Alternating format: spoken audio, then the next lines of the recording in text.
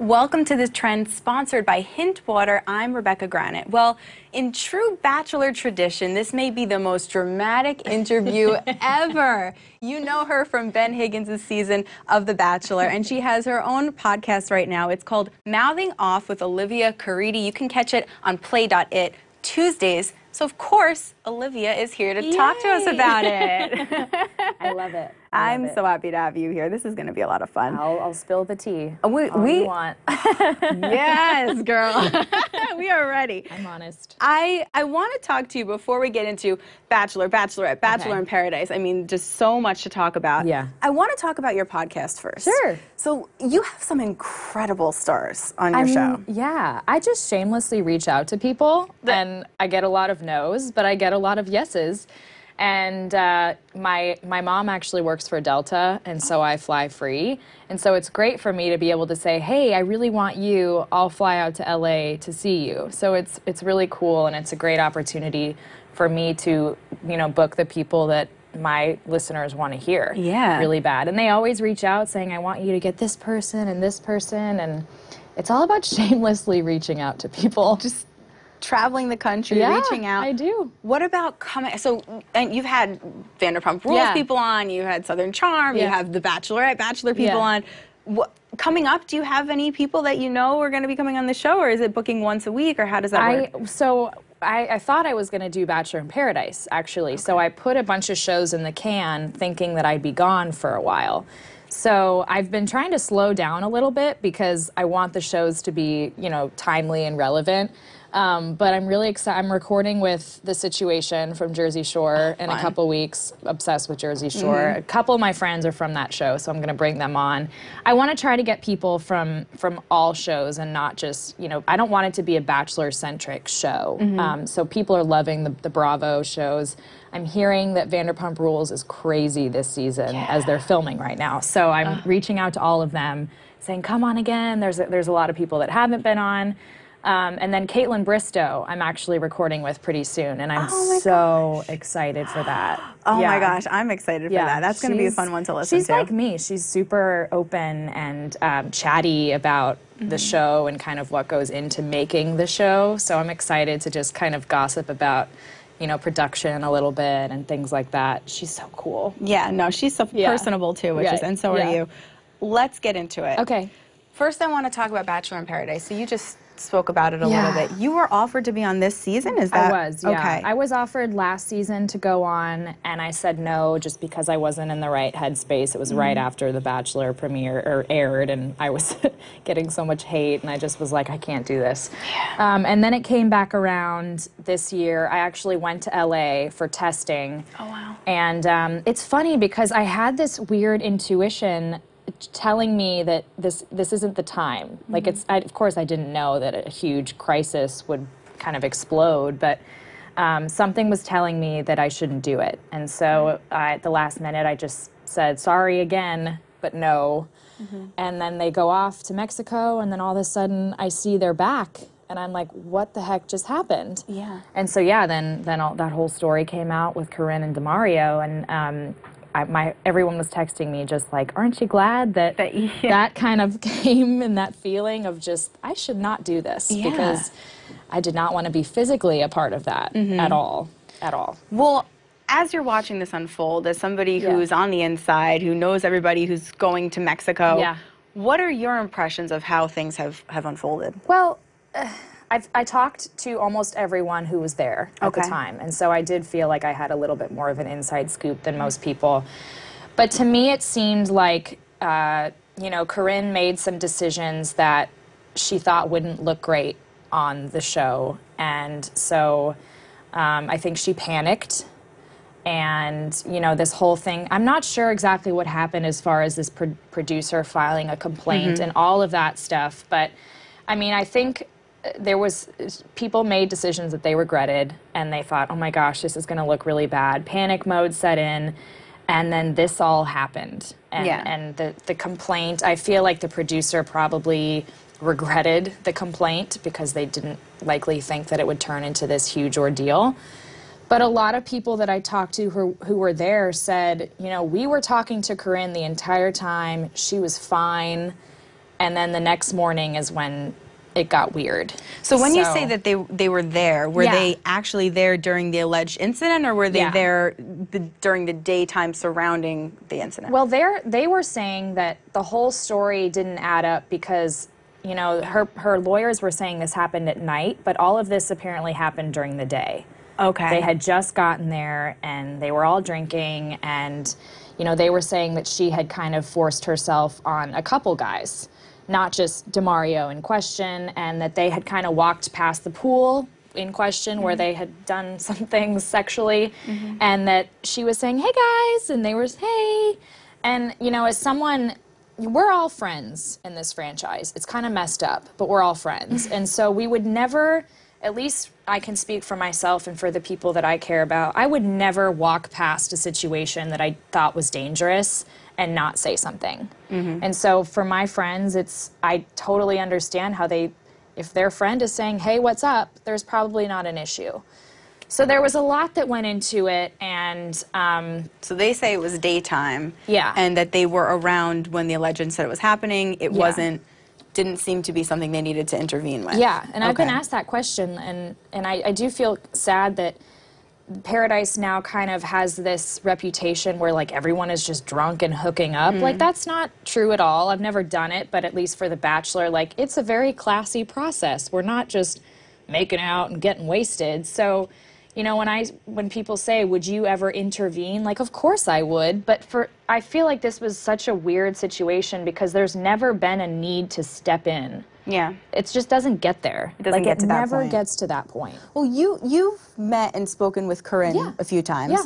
Have you been able to reach out to her since? Have you had any Okay, you haven't even tried. Yeah. Me and her are not that close. I mean, I've met her one time, and at the time it was at the height of her, like, you know, villainism. And I reach out to a lot of the villains because I feel for them, and they're getting a lot of hate on social media. So she was in New York, and I had lunch with her, and it was like 30 minutes. We just talked kind of about, like, the drama with Taylor and stuff. And since then I've tried to get her on my podcast a couple times, and she was just crazy busy, flying everywhere. So I wouldn't call her a good friend of mine by any means. And I'm not I'm not someone who's gonna try to get the dirt. And even with my friends who were there, I felt uncomfortable reaching out to them. And there were a lot of them who didn't respond to me or said, "I'm not ready to talk about it yet." And I was like, "I'm just your friend. I'm just making sure everything is okay. I'm not looking for details or anything like that." So it hurt a lot of people. Like, a lot of people felt really kind of violated by the whole thing. And there were so many people who were having a great time out there, and all of a sudden a really great time turned into something just really dark. Yeah.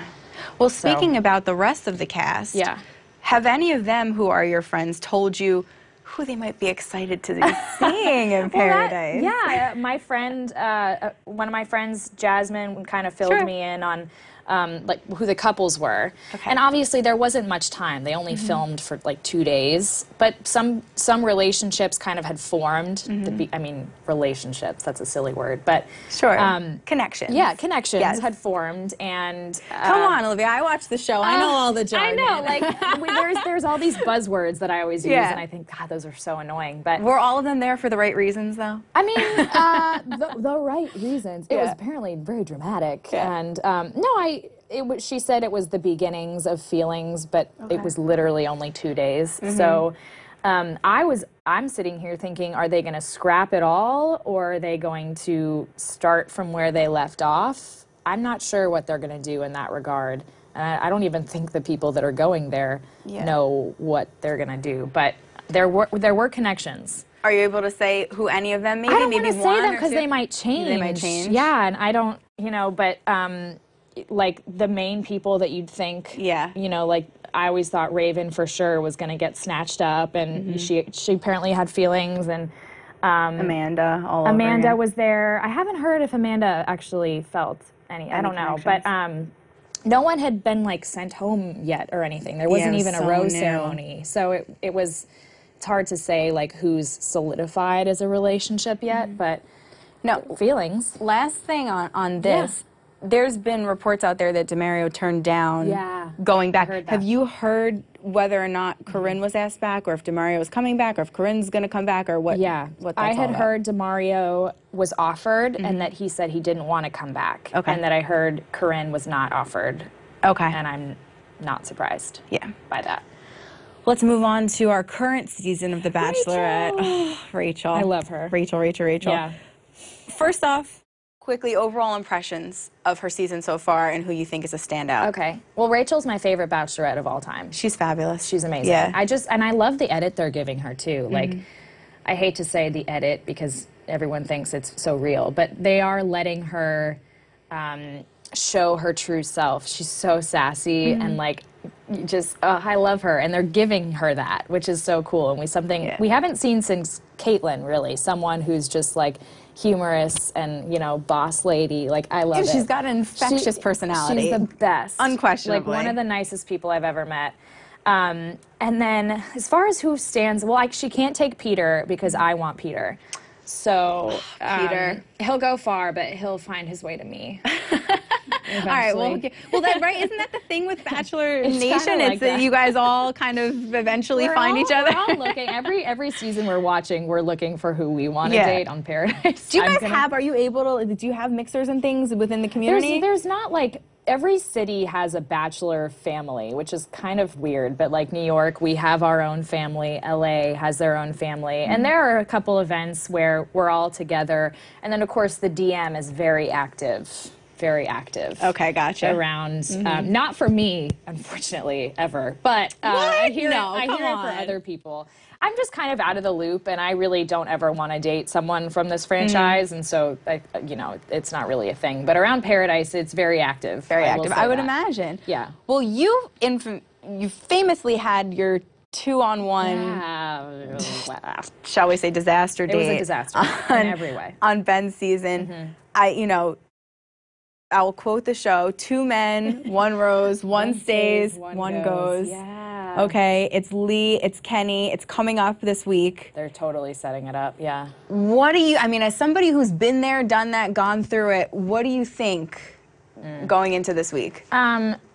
Here's what's interesting. I was podcasting with Ashley I the other day, and she was the first time that they had started pitting enemies against each other, because she was on a 2-on-1 date with Kelsey Poe, and they hated each other. Yep. She started the enemy 2-on-1, and then of course I had the enemy 2-on-1.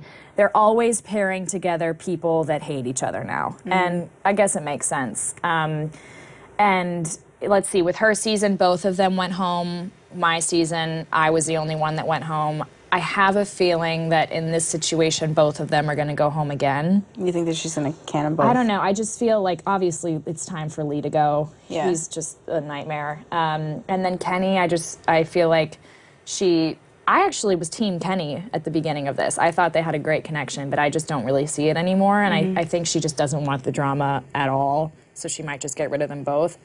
Could totally be wrong. But the thing is to pit people against each other who hate each other. And then I did see a scene of him, like, you know, bleeding or something. Kenny bleeding from his eye. Yeah. No one punched each other, you guys. Like, you don't throw punches on The Bachelor or The Bachelorette. That never happens. So I'm sure, I don't know what happened. Maybe he tripped on a shard of glass or something. But there were no punches thrown. I highly doubt that. Like, that cannot happen. Real quick before we get into our 10 for 10, I have 2 more things here that I want to go over. Sure. I have sort of, like, this is a minor question, but I need to ask you. Okay. As somebody who watches the show all the time, when you guys go up and you're interrupting people for time, okay? Let's just go into this for a second. So you're sitting there, let's say with Ben, right? And then somebody comes up and says, "Can I just steal him for a second? I need a minute." Happens all the time. Is there a rule on set where you have to oblige? Because I've always wondered why I think maybe I've only ever seen it once where the Bachelor, Bachelorette says, you know, we're in the middle of something, we'll get to you. Yeah. Like, what is that etiquette? There are no rules on this show, I'll say that. I've never seen a contestant say, like, no, back off, but I'm sure the Bachelor and Bachelorette has every right to say, give me 10 more minutes. Not, well, you never get 10 minutes. Give me 30 more seconds. And you're like, ah.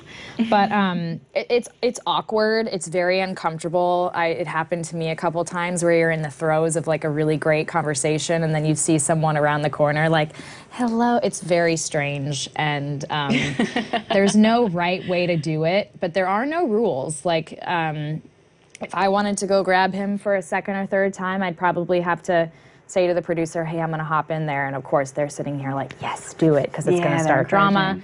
And you can go. And I don't believe I ever remember Ben saying, you know, no, I'm in the during a conversation. But it is awkward finishing up a conversation with someone sitting over your shoulder waiting for their turn. It's just all of it is so weird and bizarre. But that is one of the more bizarre things is someone staring and listening to your conversation. Waiting for you to finish. Yeah, it's very weird. 100%. You have a fellow cast member on your season, Leah. There's been some controversy around a tweet that she sent out recently. Did you see it? What are your thoughts on that? Have you spoken to her? Where's that stand?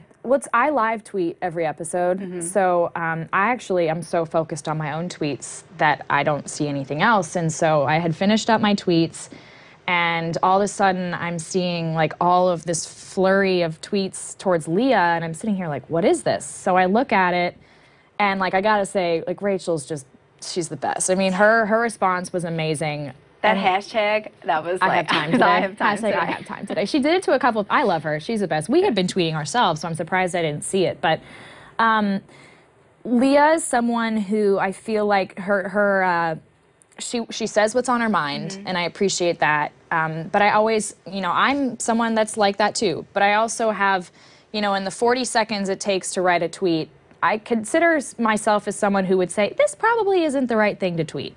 And I think she should have never tweeted that.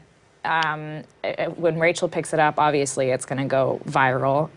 She, that night, had called or had texted me that she was in a really bad place and that she was kind of feeling suicidal, which I totally understand because we've both dealt with that before. And I was there for her. We talked about it. She's okay now. She released a statement saying, you know, how sorry she was. She's not like a mean-spirited person.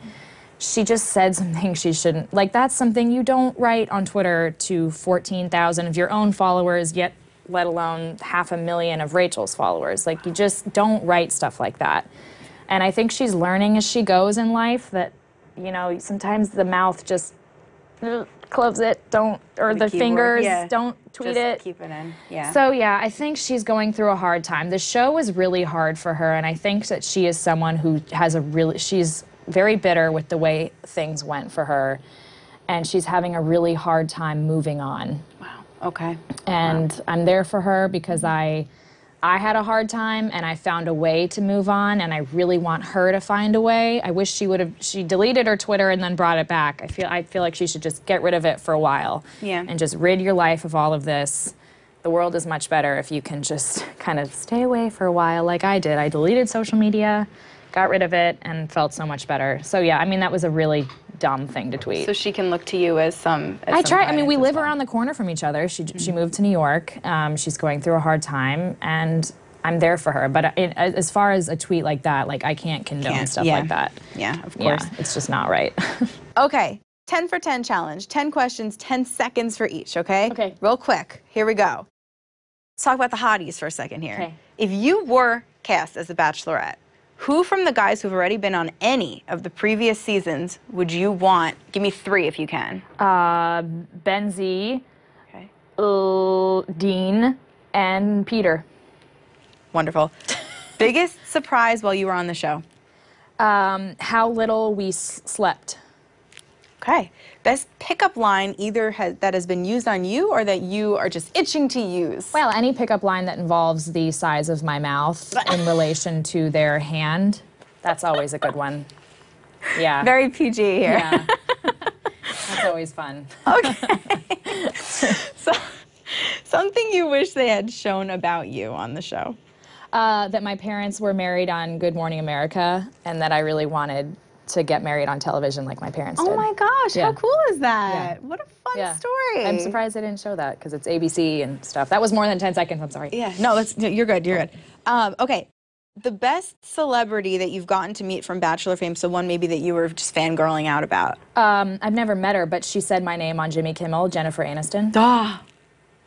Yeah. I actually think I remember seeing that. She said something about, oh, Olivia, and I'm going to get her on my podcast one day. Yeah. Cool. It's going to happen. Jen, that's pretty cool. That's really cool. I'm gonna try.